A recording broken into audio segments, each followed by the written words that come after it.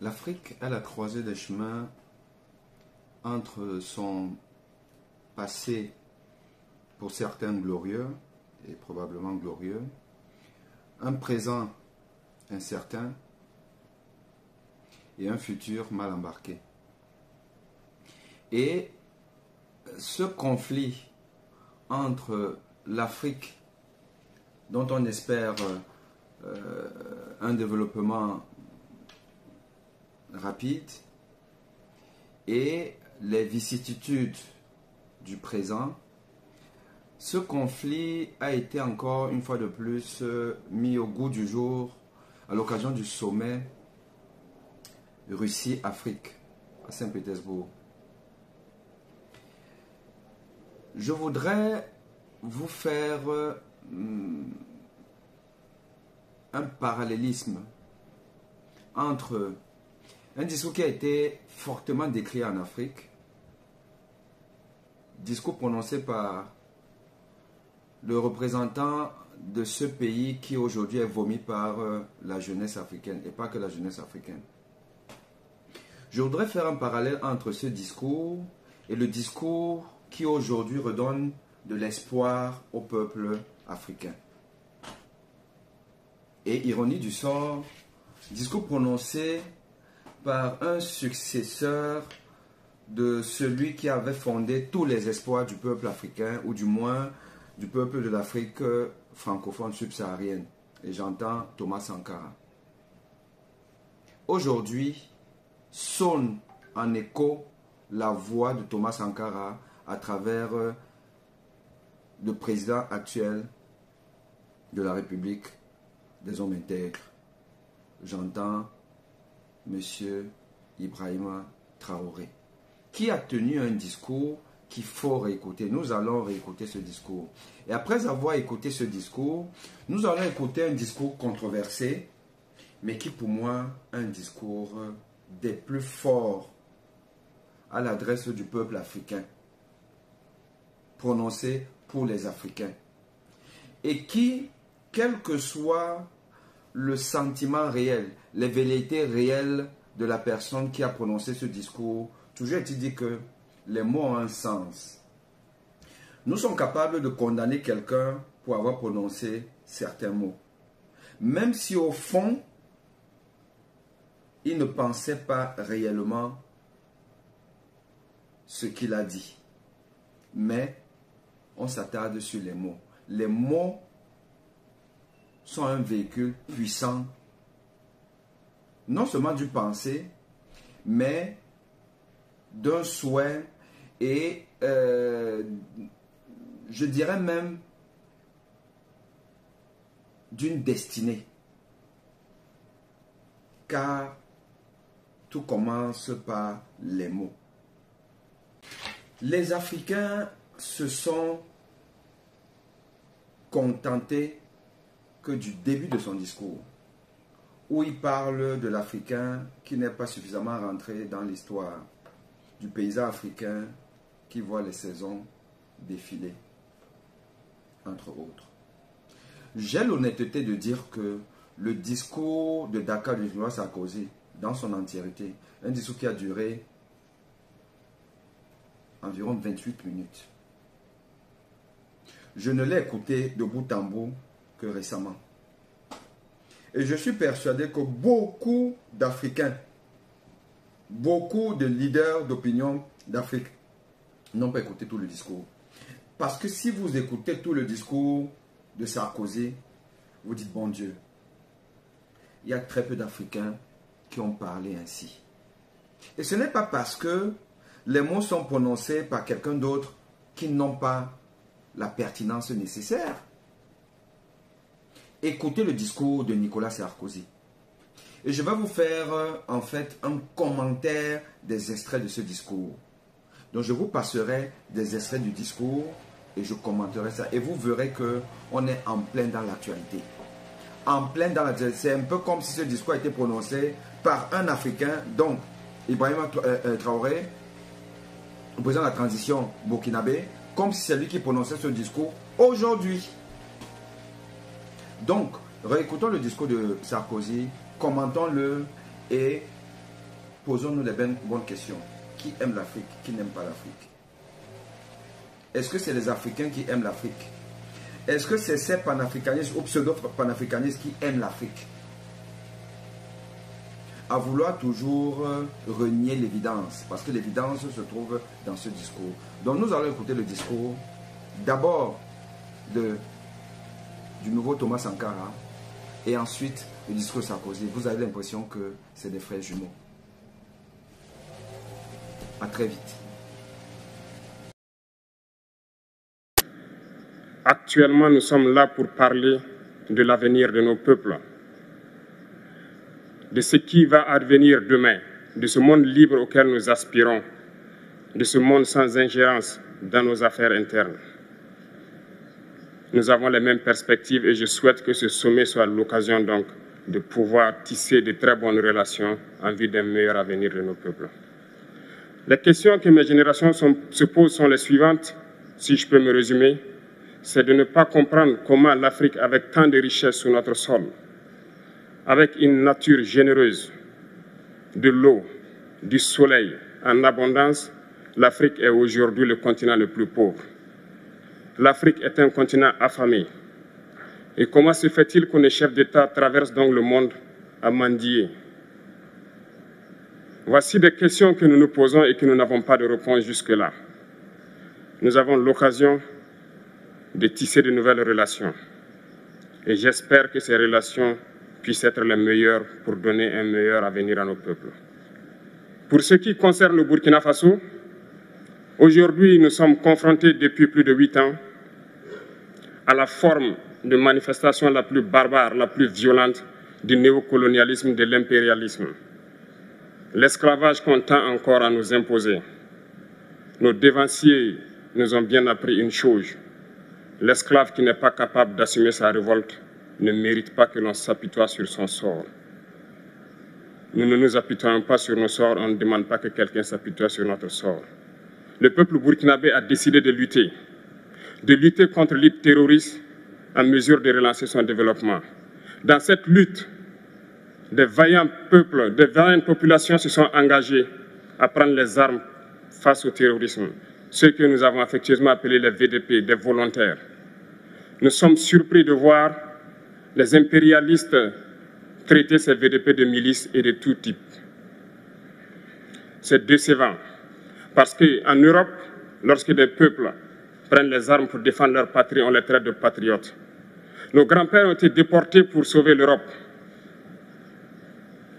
Ce n'était pas avec leur consentement, contre leur gré. Et bien au retour, on se rappelle bien qu'à Tiaroy, lorsqu'ils ont voulu revendiquer leurs droits élémentaires, ils ont été massacrés. Cela ne fait rien donc. Lorsque nous, peuple, nous décidons de nous défendre, on nous traite de milices. Mais là n'est pas le problème. Ce qui est le problème, c'est de voir des chefs d'État africains qui n'apportent rien à ces peuples qui se battent, mais qui chantent la même chose que les impérialistes en nous traitant de milices, en nous traitant donc d'hommes qui ne respectent pas les droits de l'homme. De quels droits de l'homme parle-t-on? Nous nous offusquons contre cela et c'est honteux.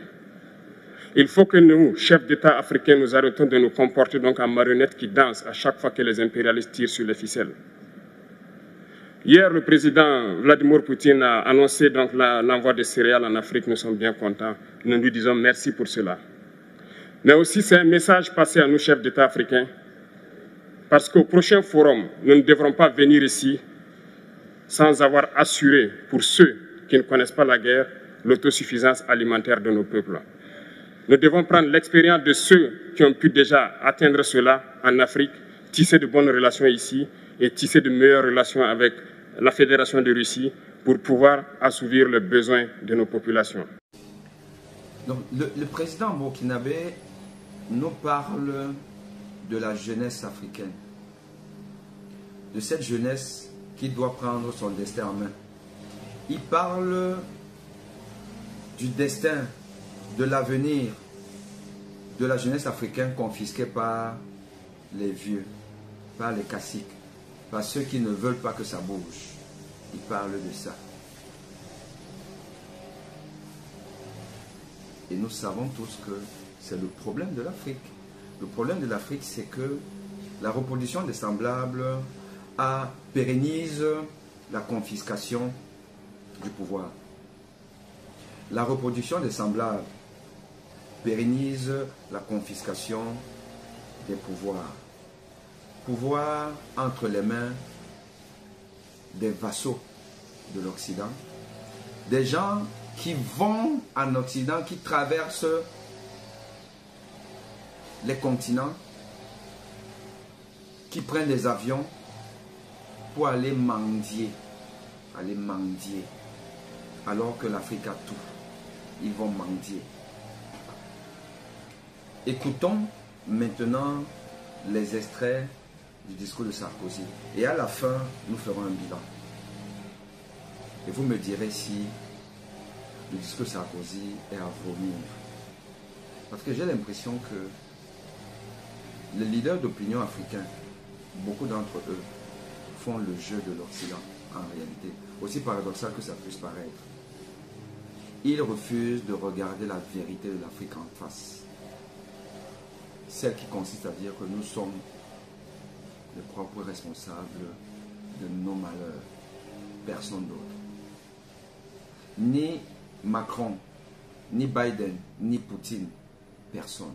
Parce que quand ces gens-là vont faire les pitres devant Poutine, qui les reçoit, main tendue, venez, saluez-moi, allez. Et vous voyez que dès que le mec, il a pris une petite pause là, petite photo, allez, on te dit, bon, allez, circule. Ils vont faire les pitres. Et c'est ce qu'ils viennent faire ici chez nous, quand eux maintenant, ils doivent recevoir les autorités locales. Vous voyez les ministres qui font le salut. Au Cameroun, on a parlé de Bidon Challenge. Voilà. Mediapart a parlé des nouveaux blancs du Cameroun, mais il pouvait dire les nouveaux blancs d'Afrique. C'est-à-dire que ces chefs d'État, quand ils viennent en Afrique, ils jouent aux blancs. Ils reproduisent ce qu'on leur fait là-bas. Parce que le président kenyan avait quand même parlé de ce qu'on les parque dans des bus comme des écoliers. Eux, chefs d'État. Et on a vu ça en direct en Mondovision. Poutine nous a démontré que nous avons des présidents farfelus. Poutine nous l'a démontré. Doit-on en vouloir à Poutine? Non. Non. Poutine nous aide à ouvrir les yeux, peuple africain. Sarkozy a voulu nous ouvrir les yeux. On est tombé tout sur lui comme un malpropre. Pourtant, il avait raison. Allons maintenant écouter les extraits du discours de Sarkozy. Dans cet univers où la nature commande tout, l'homme échappe à l'angoisse de l'histoire qui tenaille l'homme moderne. Mais l'homme reste immobile au milieu d'un ordre immuable où tout semble être écrit d'avance. Jamais l'homme ne s'élance vers l'avenir. Jamais il ne lui vient à l'idée de sortir de la répétition pour s'inventer un destin. Le problème de l'Afrique, et permettez à un ami de l'Afrique de le dire, il est là. Le défi de l'Afrique, c'est d'entrer davantage dans l'histoire. C'est de puiser en elle, l'Afrique, l'énergie, la force, l'envie, la volonté d'écouter et d'épouser sa propre histoire. Le problème de l'Afrique, c'est de cesser de toujours répéter, de toujours ressasser, de se libérer du mythe de l'éternel retour. C'est de prendre conscience que l'âge d'or qu'elle ne cesse de regretter ne reviendra pas pour la raison qu'il n'a jamais existé. Le problème de l'Afrique, c'est qu'elle vit trop le présent dans la nostalgie du paradis perdu de l'enfance.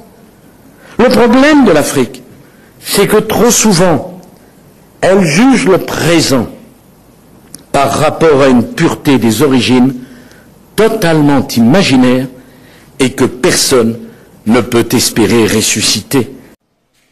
Alors dans ce passage, il y a des mots-clés qu'il faut retenir à mon avis, mais ceux que j'ai retenus. Sarkozy nous dit que pour l'Africain, tout semble écrit d'avance. C'est une telle forme de fatalisme. Il dit que l'Africain, au lieu de rester immobile, doit sortir de la répétition pour s'inventer un avenir. S'inventer un avenir, c'est-à-dire être ambitieux, volontaire, se projeter. L'Africain doit cesser de toujours ressasser le passé. C'est-à-dire, ah oui, c'est l'esclavagisme, la colonisation, voilà, c'est ça le problème. Voilà, toujours le passé. On ne peut pas être des éternels caliméros, c'est ce qu'il dit, en d'autres termes. Il dit que l'Africain doit se libérer du mythe de l'éternel retour.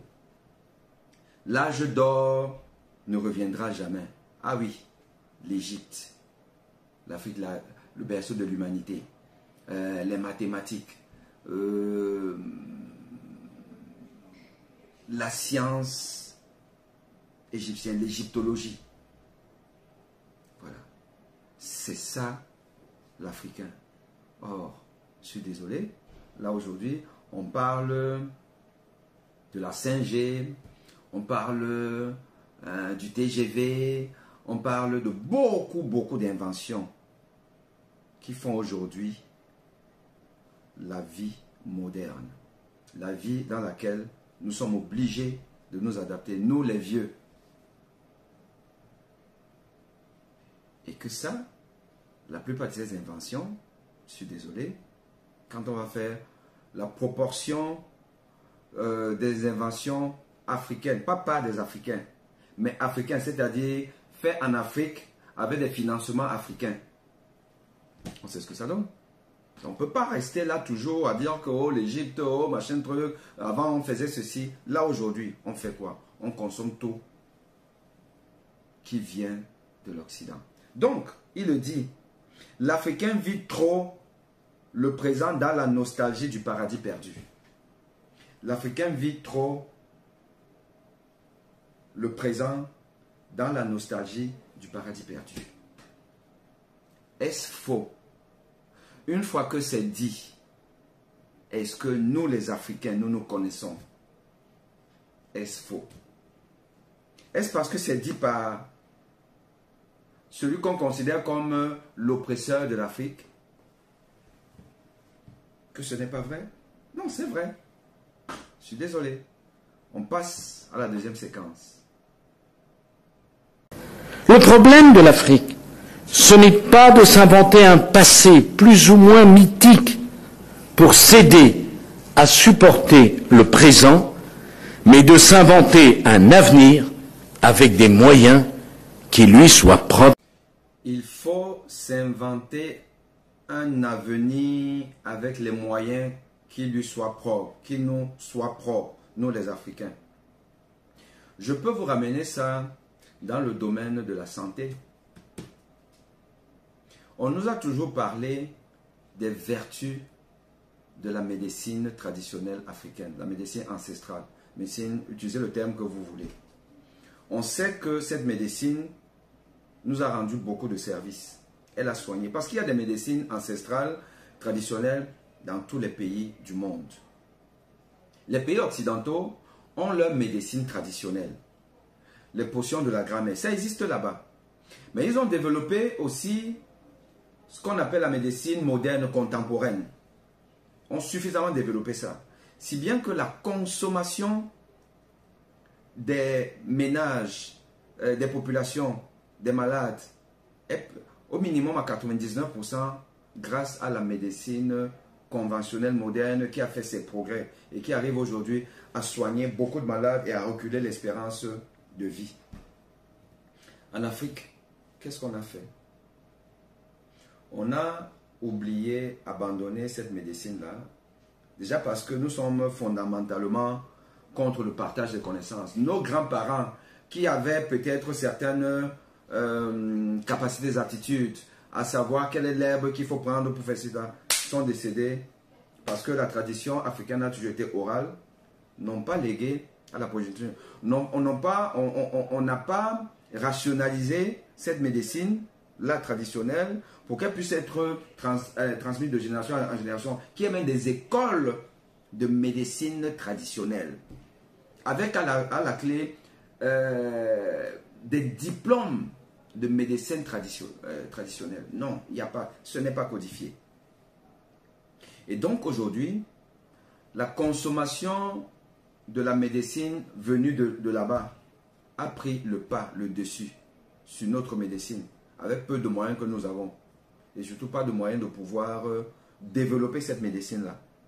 Et donc, qu'est-ce qui se passe? Il se passe qu'il y a des charlatans qui sont venus dans ce domaine de la médecine traditionnelle, qui tuent les malades, parce que ces malades-là, finalement, se retrouvent quand même entre les mains des médecins africains, mais qui ont appris la médecine du blanc, la médecine occidentale. Et avec peu de moyens pour soigner les gens. Qui dit peu de moyens, dit peu d'efficacité. Donc on n'est pas efficace dans la médecine occidentale, on n'est pas efficace dans la médecine traditionnelle qui est restée embryonnaire, barbare, où il y a beaucoup de charlatans, où rien n'est codifié, où ceux qui avaient des connaissances sont partis avec n'ont rien légué. Donc en fait, on est livré à nous-mêmes.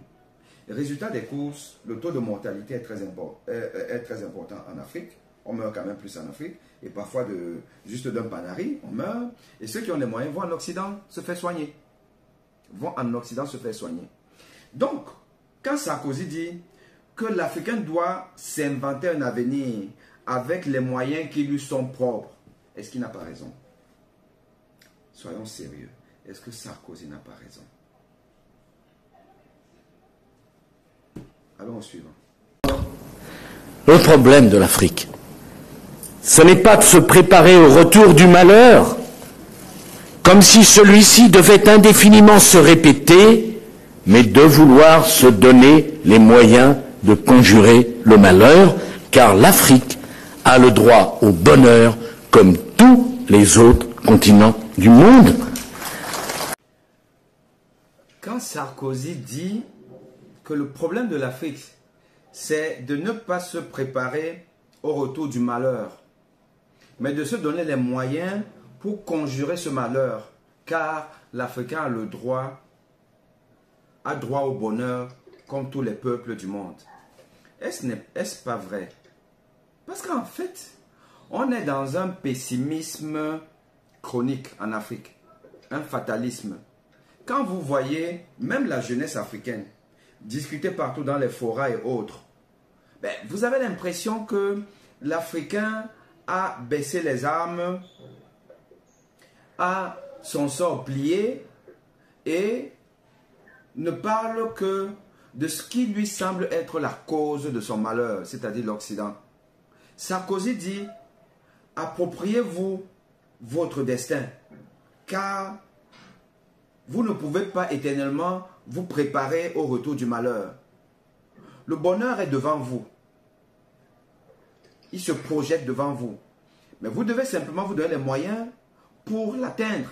Et ça passe par demander à ceux qui confisquent votre bonheur, c'est-à-dire vos chefs d'État, vos gouvernants, leur demander de vous libérer. Ce n'est pas l'Occident qui doit vous libérer, parce que l'Occident ne vous a pas attaché. L'Occident ne nous a pas attachés, c'est nous auto-flagellons, car nous acceptons l'inacceptable. Regardez ce qui s'est passé au sommet de Saint-Pétersbourg. Moi, il y a une image qui me choque. Nous avons vu la première dame du Cameroun se pavaner partout, prendre des photos, se sentir heureuse de voir que sur cette terre, cette planète, il y a un pays qu'on appelle la Russie, dont on avait toujours l'impression, vu de l'Afrique, vu du Cameroun, que c'est des gens bizarres, des gens même, ils forment mal les médecins. Moi, combien de fois on m'a insulté, même des collègues médecins m'ont insulté d'être incompétent parce que j'ai fait une partie de mes études en Russie. Vous vous rendez compte? parce que vous avez fait une formation en Russie, on dit que vous êtes incompétent. La Russie qui a des prix Nobel de médecine. Donc d'ailleurs, mon université, moi je suis de l'université Pavlov. Pavlov, c'est le nom d'un prix Nobel de médecine, comme vous le savez. Donc, subitement, la première dame du Cameroun me découvre que Saint-Pétersbourg, c'est une très belle ville, c'est vraiment, elle est émerveillée, mais elle n'est pas la seule, hein, quel que soit l'être humain, même le français, l'américain qui arrive à Saint-Pétersbourg, vous avez des lieux touristiques à Saint-Pétersbourg, mais vous ouvrez la bouche, carrément, parce que les Russes, depuis l'époque des tsars, donc des rois, ils ont mis les moyens. Vous avez donc la première dame d'un pays dont le mari est au pouvoir depuis 40 ans. Un pays immensément riche. On est content de dire que, oh, on a le gaz, oh, on a le pétrole, oh, on a ceci, oh, on a toutes les richesses. Mais si vous avez tout ça là et vous êtes pauvre, vous n'êtes même pas capable de balayer les rues, de mettre le goudron. Vous allez vous émerveiller devant la beauté humaine. Et que, à côté de ça, vous voyez dans une image terrible. Celle où on montre justement la première dame en train d'être applaudie par des badauds camerounais là-bas qu'on a sélectionnés, ceux qui ne peuvent pas moufter, pour venir applaudir. Et une de mes anciennes étudiantes, pharmacienne, une de mes anciennes étudiantes, dans son statut, elle met cette image avec beaucoup de satisfaction. Voilà l'image de l'Afrique. Où des personnes qui vivent avec moins d'$1, moins d'$1 par jour, même les médecins vivent avec moins d'$1 par jour. Des médecins qui souffrent, des pharmaciens qui souffrent, la jeunesse d'aujourd'hui se met à applaudir des gens qui ont amené le président du conseil de transition du Burkina Faso, M. Ibrahima Traoré, de dire que les vieux là, libérez-nous. La jeunesse africaine, bantou, accepte voir son avenir confisqué, donc accepte vivre le retour du malheur. Et c'est ce que Sarkozy décrit. Si c'est Ibrahima Traoré qui avait dit ça, on aurait applaudi.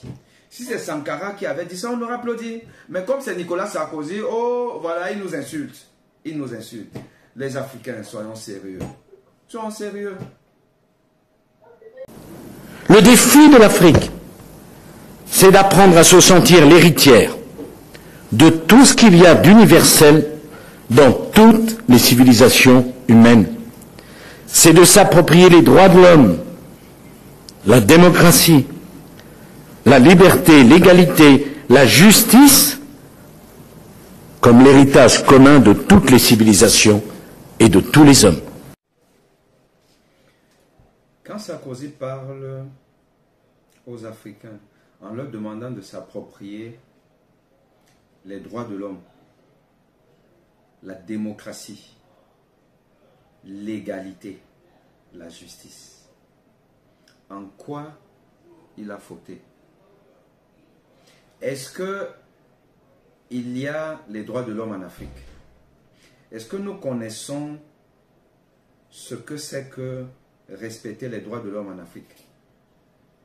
Quel est l'Africain, quel est le Camerounais qui va me dire que le Cameroun est un pays de droits de l'homme? Le Cameroun est un pays où vous avez l'espoir d'avoir votre cause correctement défendue si vous n'avez pas l'entre-gens. Dites-moi, combien d'affaires graves, des crimes ont été élucidés au Cameroun? L'affaire Martinez-Zogo, Benoît Bala et consorts. Et vous avez ça dans beaucoup de pays africains.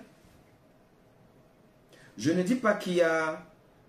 Les droits de l'homme sont de manière rigoureuse respectés en Occident. Non, je ne suis pas naïf. Mais quand l'espoir d'une justice n'existe plus dans une population,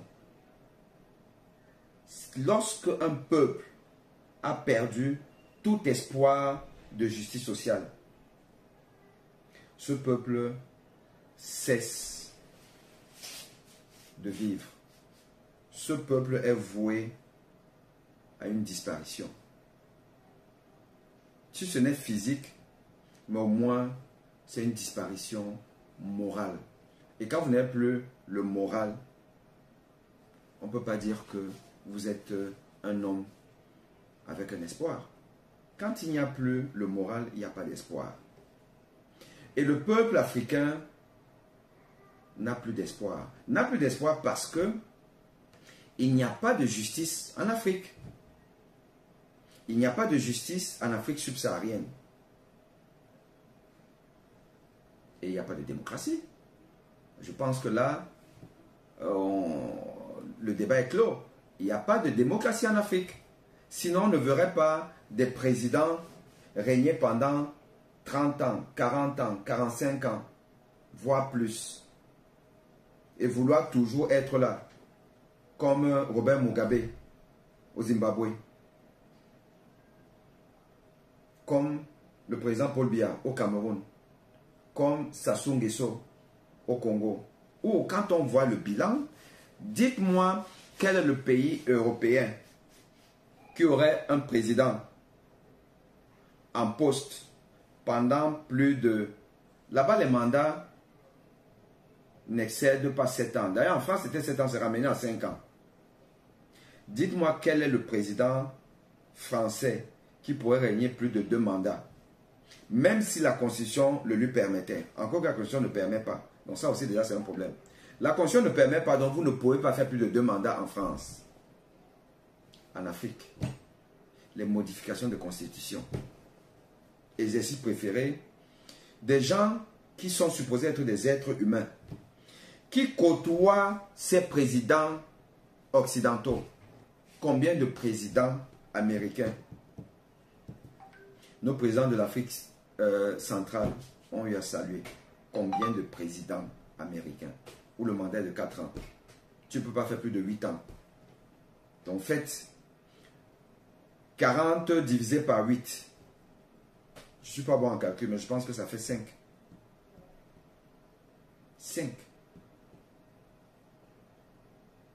40 ans divisé par 8. C'est-à-dire que pour les présidents qui ont fait 2 mandats, en supposant que tous les présidents américains ont fait 2 mandats depuis 1982, c'est-à-dire que le président Paul Biya a salué 5 présidents de 8 ans, 8 ans, 8 ans. 5. Dans une démocratie normale, est-ce possible? Parce que si en plus, on avait un développement à la rwandaise, on aurait compris. Il y avait le contexte rwandais qui est tel qu'on sait que Kagame, c'est le ciment de 2 peuples qui quand même se méfient encore l'un de l'autre, 2 tribus, je veux dire. C'est le ciment du pardon rwandais. Et donc le peuple rwandais a besoin de lui. Et en plus, il travaille bien. Si les présidents de la zone CEMAC travaillaient au moins bien, on aurait dit que bon, écoute, si vous voulez mourir même au pouvoir, il n'y a pas de problème. C'est quand même la sous-région la plus pauvre du continent, le plus pauvre du monde. Ça veut dire que c'est les présidents les plus incompétents. Mais c'est eux qui ont la plus importante longévité au pouvoir. Donc forcément, ça passe par des mécanismes qui ne sont pas démocratiques. Donc vous ne pouvez pas me dire qu'il y a la démocratie en Afrique. Et quand Sarkozy dit ça, on dit qu'il insulte l'Afrique. Soyons sérieux. Ne vous laissez pas, jeunes d'Afrique, voler votre avenir par ceux qui ne savent opposer à l'intolérance que l'intolérance et au racisme que le racisme. Ne vous laissez pas, jeunes d'Afrique, voler votre avenir par ceux qui veulent vous exproprier d'une histoire qui vous appartient aussi, parce qu'elle fut l'histoire douloureuse de vos parents, de vos grands-parents et de vos aïeux. N'écoutez pas, jeunes d'Afrique, ceux qui veulent faire sortir l'Afrique de l'histoire au nom de la tradition, parce qu'une Afrique où plus rien ne changerait serait de nouveau condamnée à la servitude. N'écoutez pas, jeunes d'Afrique, ceux qui veulent vous empêcher de prendre votre part dans l'aventure humaine, parce que sans vous, jeunes d'Afrique, qui êtes la jeunesse du monde, l'aventure humaine sera moins belle.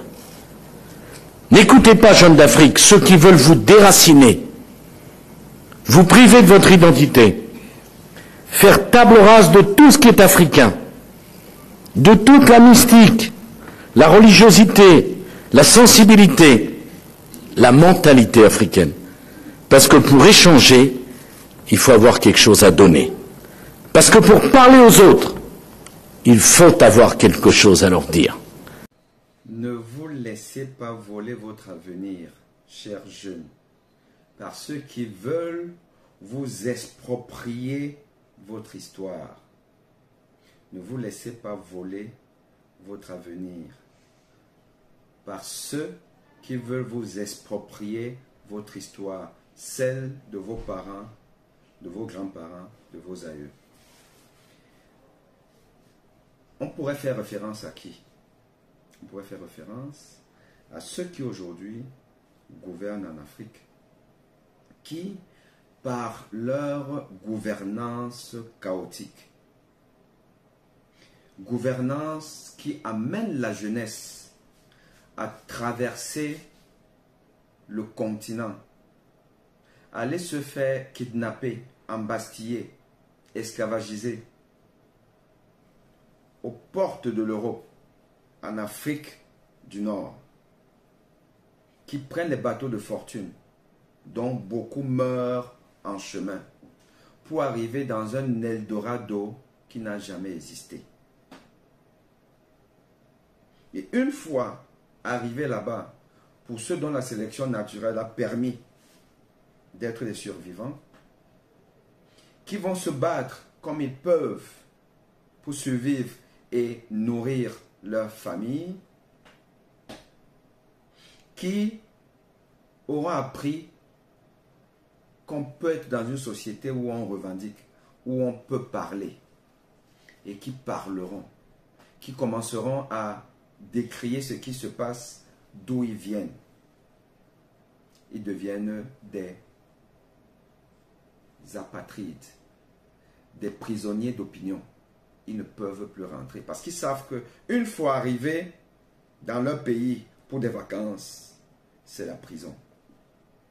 Donc, on les exproprie de leur terre.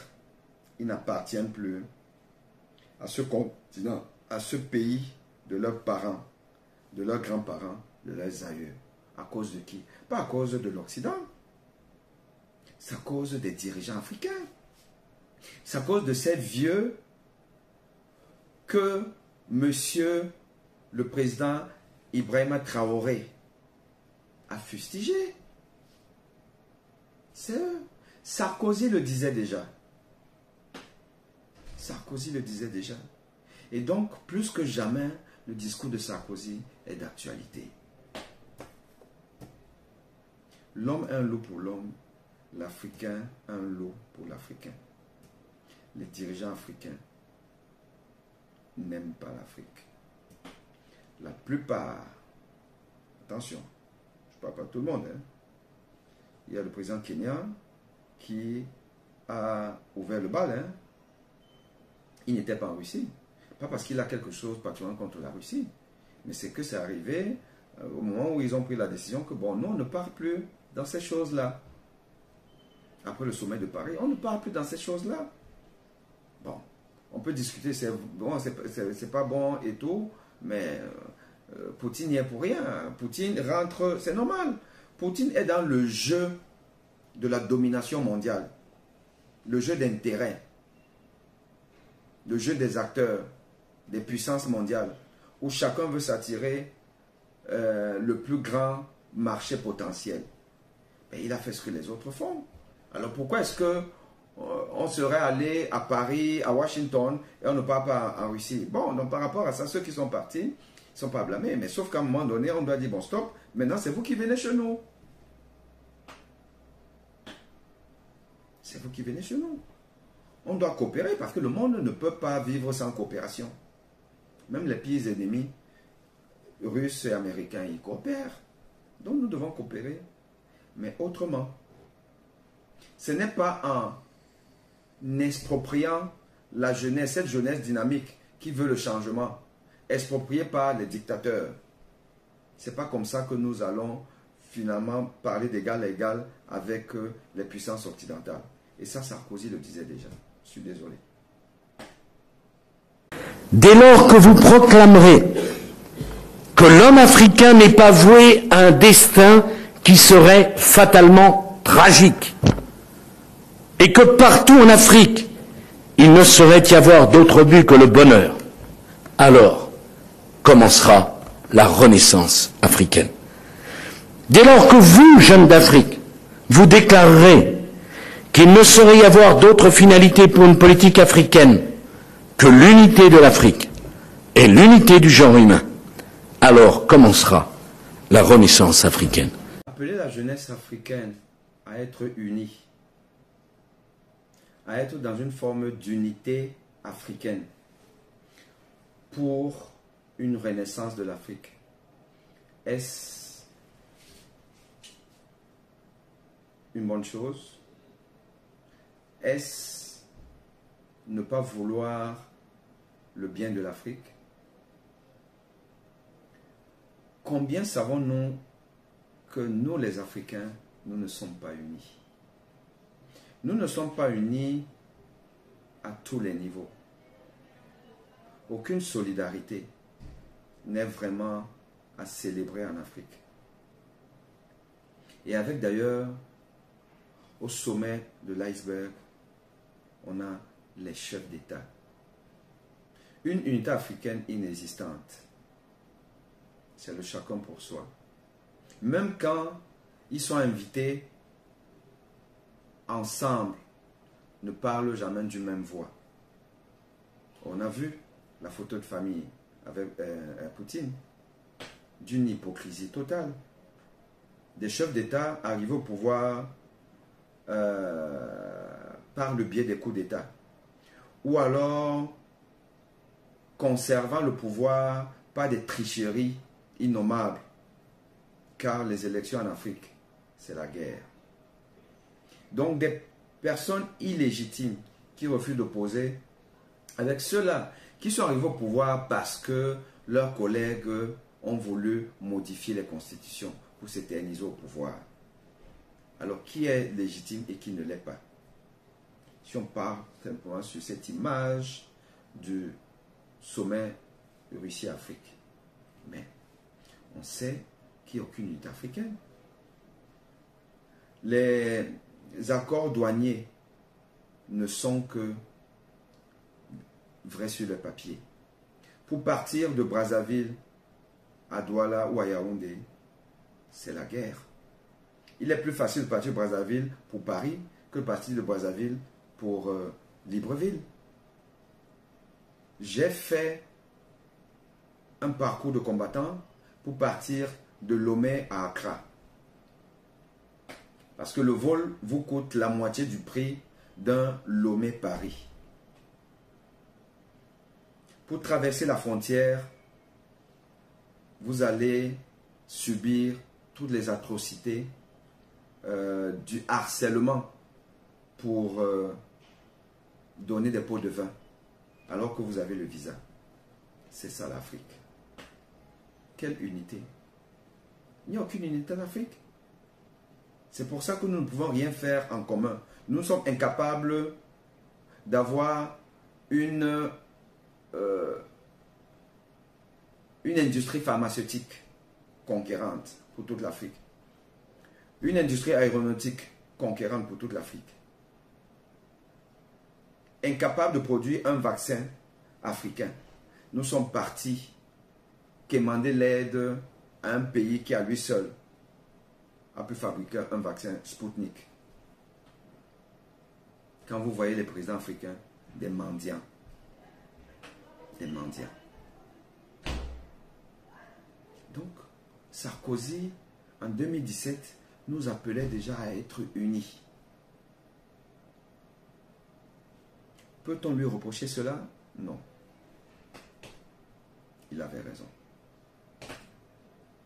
La réalité de l'Afrique, c'est une démographie trop forte pour une croissance économique trop faible. La réalité de l'Afrique, c'est encore trop de famine et trop de misère.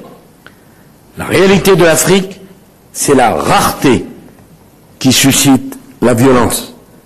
La réalité de l'Afrique, c'est le développement qui ne va pas assez vite, c'est l'agriculture qui ne produit pas assez, c'est le manque de routes, c'est le manque d'écoles, c'est le manque d'hôpitaux. Ah oui, là, c'est des moments comme ça que les panafricanistes, les pseudo-panafricanistes adorent. Parce que là où l'Africain a une petite brèche pour crier au complot, on est très fort. Oh, Sarkozy, il a dit que bon, on accouche beaucoup, donc ils sont contre la natalité africaine, c'est pour ça qu'ils nous envoient des vaccins pour nous tuer, voilà, ils s'en prennent à nous. Ils sont sérieux. Sarkozy dit que la démocratie africaine ne s'accompagne pas de la croissance économique. Ça veut dire que plus vous accouchez, plus vous augmentez votre nombre d'habitants et que moins vous apportez à ces habitants-là l'offre économique, éducationnelle, sanitaire adéquate, mais plus vous créez la pauvreté, la précarité, l'insécurité, le banditisme, la corruption et toutes les crasseries qui vont avec. Ce n'est pas compliqué. Le planning familial, ce n'est pas pour des gens qui ne comprennent rien. Il faut adapter sa démographie à l'offre qu'on apporte, aux moyens qu'on a. Le dire, c'est simplement appeler au bon sens. Voilà. Vous avez une démographie galopante en Afrique, notamment en Afrique subsaharienne, qui dit plus d'accouchements par famille, une moyenne de 3-4 enfants. Ok. Vous allez voir votre population grimper. On crie, oh, c'est bien, l'Afrique sera le continent le plus peuplé du monde dans quelques temps. Mais pour quelle offre? Quel est l'intérêt d'avoir une population où 80% vivent sous le seuil de pauvreté? Mais le chiffre ne fait pas le larron. Le chiffre ne fait pas le larron. Et même en termes de marché, vous savez, quand vous avez un marché où la moitié des personnes ne peuvent pas acheter un produit, ou même 80% des personnes ne peuvent pas acheter un produit, il vaudrait mieux aller vendre dans une population moins nombreuse, mais où 80% peuvent acheter. Et quand on fait la balance, on se rend compte que, bon voilà, on fait plus de bénéfices ailleurs que chez vous. Ce n'est pas compliqué. Et d'ailleurs, quel intérêt d'avoir autant de pauvres autour de soi? Je sais que ça ne pose aucun problème aux nantis africains. Parce que d'ailleurs, plus le gap entre les riches et les pauvres est important, mieux les riches se portent. Hein. En Afrique, notamment au Cameroun, un riche dans un village où il est le seul riche, ben, il est content. Il est content. Voilà. Donc, vous avez une démographie galopante. Vous avez un parc automobile plus important, mais vous n'avez pas de route. Sarkozy dit qu'il n'y a pas de route. Et c'est vrai, nous n'avons pas les routes. Nous n'avons pas un réseau routier conséquent. Parce que le réseau routier urbain ne s'est pas adapté à la démographie. Nous n'avons pas d'hôpitaux. Nous n'avons pas d'école. Donc, nous ne soignons pas cette population déjà, qui est pauvre, qui vit mal, qui contribue à 80% pour ses soins. Parce que l'État est démissionnaire. Il n'y a pas d'école. Les écoles sont privées. Donc il faut avoir les moyens. Or, les gens sont pauvres. Mais on ne peut être que dans une société qui va davantage creuser son sous-développement. Et comment est-ce que nous allons aller à la conquête du monde? Vladimir Poutine va continuer à nous inviter pour nous offrir du blé et je ne sais pas trop quoi. Les présidents africains vont continuer à aller quémander partout dans le monde en sachant qu'eux, ils sont à l'abri du besoin. Et le peuple va continuer à crever. C'est ce que Sarkozy dit. Il ne dit pas autre chose. Il dit ce qu'a répété après lui monsieur le président de la transition burkinabé Ibrahima Traoré. C'est tout. C'est pas parce que Sarkozy c'est un blanc qu'on ne doit pas écouter ce qu'il a dit. Maintenant que derrière ça, qui participe au maintien de la France-Afrique, personne n'est dupe.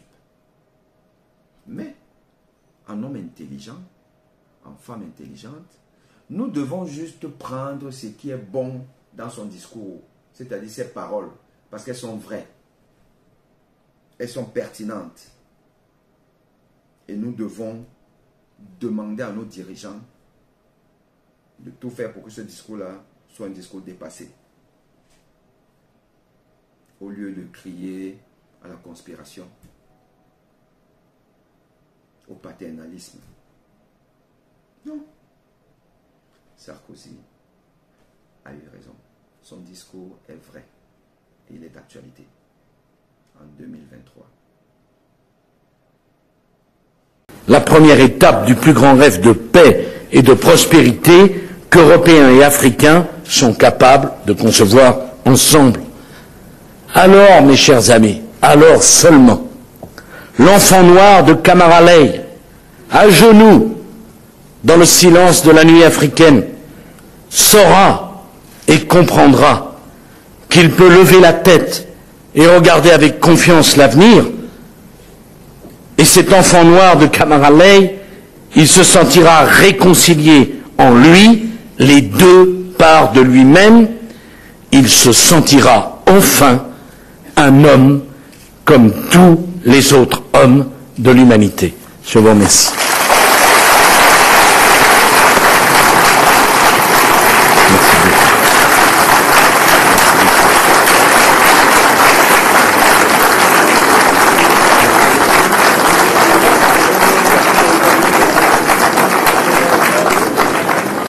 Alors, quoi de plus beau et de plus encourageant que de terminer avec l'un des poètes écrivains africains les plus connus et les plus respectés, Camara Lay. Oui, Camara Lay, cet écrivain guinéen qui a vécu en Côte d'Ivoire, au Sénégal et a parcouru le monde, a fait à un moment donné une incursion dans la politique, mais finalement opposant à Sékou Touré. Sékou Touré, ce dictateur africain qui a régné à une époque certes complexe, mais qui finit par devenir un dictateur hostile à toute liberté d'expression, contraire en fait à sa pensée et à sa vision de la gouvernance de la Guinée. Camara Lay avec L'Enfant Noir, ce roman qui retrace sa jeunesse, sa vie heureuse de l'enfant, ses parents. Ce passé que nous avons aussi connu, nous, les personnes de ma génération, nous avons connu cette enfance heureuse où, en Afrique, il faisait beau vivre, où on n'avait pas beaucoup, mais on était heureux. On avait peu, mais on avait en même temps beaucoup. Il y avait une certaine rigueur morale qui fait que les élus, les gouvernants n'étaient pas là pour piller, pour spolier, pour voler, pour devenir des milliardaires. Le fonctionnaire, c'est un homme pauvre, ou du moins un homme modeste. Aujourd'hui, le petit fonctionnaire, il construit des maisons. Il est tout le temps dans des réunions qui ne servent à rien. Des réunions où il y a des jetons de présence. Toujours dans des missions où il dort. On a vu l'un des présidents africains au sommet de Russie en train de roupiller. Parce que les gens ne savent pas se reposer quand ils ont un certain âge. Cette enfance heureuse de Camara Laye, l'enfant noir, c'est une enfance perdue, mais qui doit être retrouvée par la jeunesse d'aujourd'hui. La jeunesse a besoin d'un retour aux sources, pas pour rester dans la nostalgie, mais pour puiser l'essence nécessaire, l'énergie nécessaire pour se projeter vers la conquête du monde. Ça, c'est Camara Laye. Et ça, c'est ce que M. Nicolas Sarkozy a rappelé à la jeunesse africaine. Qu'elle oblige ces bourreaux, ces geôliers d'aujourd'hui, que sont les gouvernants, de la libérer, elle, cette jeunesse. Lui redonner ce bonheur de la jeunesse d'antan. Ces vieux qui, à leur époque, ont vécu comme Camara Laye. Qui leur donne cette jeunesse, ces moyens pour être l'enfant noir de Camara Laye. Ce n'est que ça que Nicolas Sarkozy a rappelé à la jeunesse africaine en juillet 2017 à Dakar. Et drôle de coïncidence, on parle de Dakar. On parle de Dakar. Et vous avez vu dans ces images le président Macky Sall, qui peut-être n'était pas encore président, je n'ai plus souvenance. Je pense qu'il n'était pas encore. Il était encore à l'opposition. Il était encore plein de bonnes intentions. Mais qu'est devenu Macky Sall? On l'a vu en Russie. On a vu le discours de Macky Sall en opposition avec le discours plein d'espoir de M. Ibrahima Traoré. Macky Sall, qui est quand même entre deux chaises. Macky Sall n'est pas vieux. Ce n'est pas le plus jeune des présidents africains. Mais voilà. Voilà la transition. Voilà celui qui devait passer le flambeau au jeune président. Mais quel flambeau? Quel flambeau? Porte-parole des vieux. Porte-parole des vieux présidents, Macky Sall, qui essaye de nous expliquer l'inexplicable.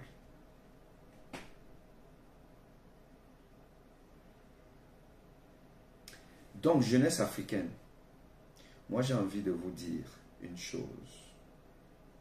N'ayez pas peur, n'ayez plus peur. Prenez votre destin en main. Nous, les vieux d'aujourd'hui, ou les presque vieux, nous sommes là pour vous soutenir. Nous sommes là pour vous accompagner. Nous sommes là pour penser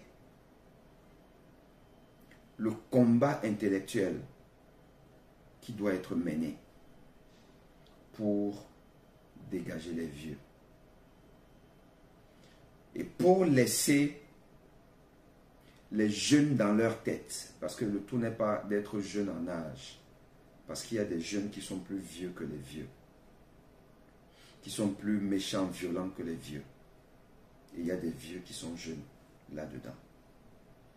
Donc, je pense que, et j'espère que le discours de Sarkozy et de M. Ibrahima Traoré s'adresse à la jeunesse en esprit de l'Afrique. cette jeunesse qui doit repenser son action, repenser sa volonté à sortir de l'ombre, repenser son leadership, qui doit renaître de ses cendres, donner une nouvelle dimension à son action. C'est cette jeunesse-là dont l'Afrique a besoin, car l'Afrique est le continent le plus riche et il n'y a pas de raison que ce soit en même temps le continent le plus pauvre. Refusons de respecter des gens qui ne se respectent pas.